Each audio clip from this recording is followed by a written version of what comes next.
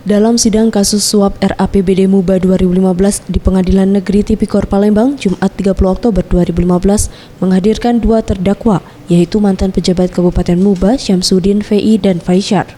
Dalam persidangan kali ini mendengarkan tuntutan majelis hakim setelah sebelumnya melakukan 8 kali persidangan dengan menghadirkan sanksi-sanksi yang memberatkan terdakwa, di mana di dalam keputusannya, majelis hakim menuntut kedua terdakwa hukuman 2 tahun penjara, denda 50 juta rupiah, serta subsidiar kurungan selama 3 bulan.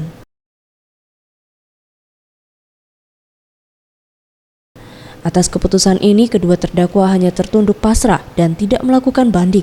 Selanjutnya, persidangan akan memberikan tuntutan terhadap dua terdakwa lainnya, yaitu anggota DPRD MUBA, Bambang Karyanto dan Adam Munandar, pada pekan depan 5 November 2015.